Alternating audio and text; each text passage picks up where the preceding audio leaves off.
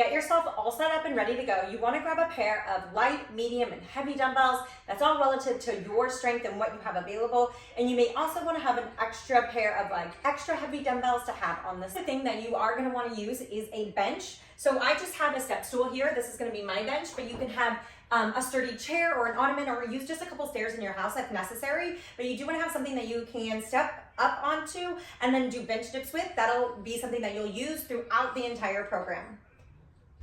Okay, our first exercise is a dumbbell front squat. So I'm getting 2 dumbbells, medium heavy dumbbells here, curl and rack them, and then sit back in your imaginary chair. You're gonna wanna drive through the center of your foot here. Core has to stay really engaged when you have those weights in front.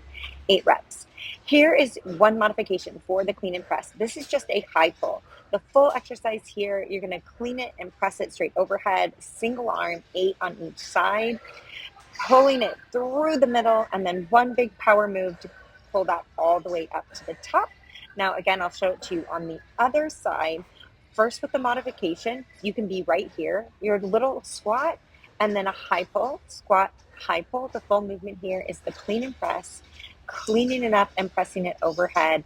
You're gonna go for 8 reps here, nice and strong. You're always doing a dip in the center and then using that momentum on the way up to drive that dumbbell up over your head.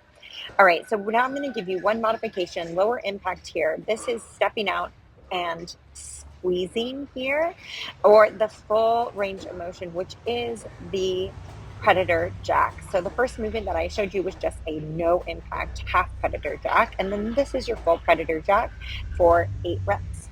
Again, modification for that tricep push-up. You can do it on an incline. This is a little less challenging.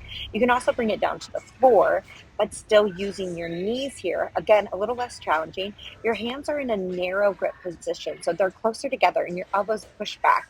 Full position here. Right there, you can see how I'm activating more of my triceps. This one's really challenging for me. I do it off of my knees. So keeping your hands in a narrow position, so closer than a regular push-up, and the elbows go back and stay close, tucked to your rib cage. You're really gonna activate triceps with this move. So you're gonna finish out 8 reps with any of the modifications that were given for you.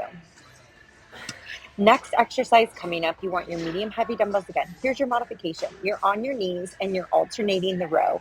A full renegade row here is you come up into a push-up position. Feet are a little bit wide for stability, and you're rolling dumbbells up and back. Again, you can stick with that modification, keeping your knees bent and pulling the dumbbell up. You're still going to get a lot of good core and upper back engagement, but this is the full renegade row.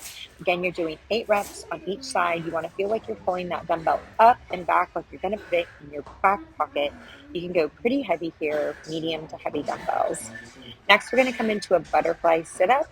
This is where the heels are together, but your feet are pushed out, so you can see this nice diamond shape. So don't keep them really close to the body. And I'm using momentum.